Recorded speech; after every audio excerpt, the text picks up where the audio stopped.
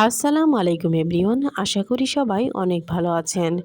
করলা ভাজি তিতার জন্য অনেকেই খেতে চায় না। তো আমি আজকে আপনাদের সাথে ওই সিক্রেটটাই শেয়ার করব কিভাবে তিতা ছাড়িয়ে করলা ভাজি করা যায় মজা করে। আর এভাবে করলা ভাজি করলে ছোট থেকে বড় সবাই কিন্তু অনেক পছন্দ করবে। যে করলা ভাজি কোনোদিনও খায় নাই সেও কিন্তু এভাবে করলা ভাজি করে দিলে খাবে। তো এখানে আমি প্রথমে দেখুন করলাটা বিচি ছাড়িয়ে নিয়ে পাতলা পাতলা করে কেটে নিয়েছি। এবার আলু এখানে আমি চিকন চিকন করে কেটে নিয়েছি। এই পর্যায়ে এখানে পেঁয়াজ এবং কাঁচামরিচও কেটে নিয়েছি। তো পেঁয়াজ একটু বেশি পরিমাণে দিলে কিন্তু ভাজিটা খেতে মজা হয়, একটু মিষ্টি মিষ্টি হয়। তো এই পর্যায়ে দেখুন আমি একটা দস্তার কড়াই নিয়েছি। দস্তার কড়াইয়ে করলা ভাজি সবচেয়ে বেশি ভালো হয়। এবারে আমি এখানে পেঁয়াজ এবং কাঁচামরিচ লাল লাল করে ভেজে নিয়ে পরিমাণ মতো লবণ দিয়ে এবার আমি করলাগুলো দিয়ে দিলাম। তো এখানে আপনারা লোহার কড়াইও ভাজি করলেও কিন্তু করলা ভাজি তিতা হওয়ার সম্ভাবনা থাকে।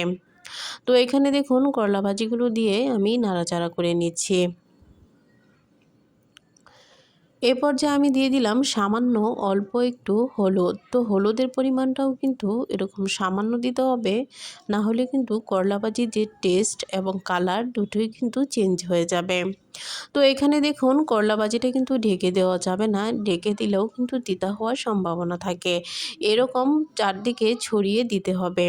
তো এখানে কিছুক্ষণ পর পরই কিন্তু নাড়াচাড়া করতে হবে যেন এক পাশ বেশি পুড়ে না যায়। তো এখানে দেখুন আমি একটু পরপরই কিন্তু নাড়িয়ে চাড়িয়ে দিচ্ছি। তো যে পাশটা একটু ব্রাউন ব্রাউন কালার হয়ে আসবে ওই পাশটা আবার উল্টাপাল্টা করে নাড়িয়ে দিতে হবে।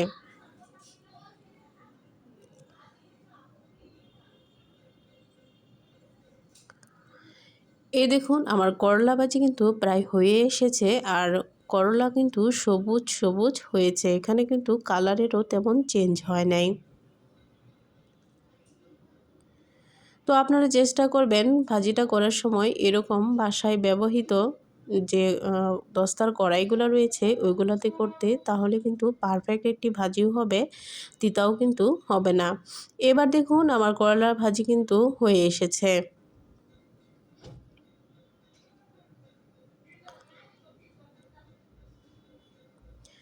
ভাজিটার কালারটাও দেখুন, আলুটাও মোচমোচে হয়েছে আর করলার কালারটাও কিন্তু সবুজ থেকে গিয়েছে।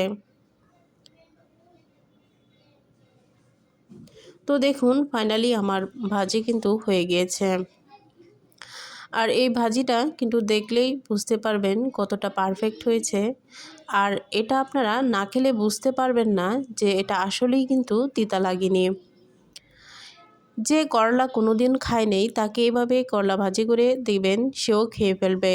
কারণ এটা তেমন কোনো তিতায় লাগবে না। ছোট বাচ্চারাও পছন্দ করবে। আশা করি ভালো লেগেছে। আল্লাহ হাফেজ।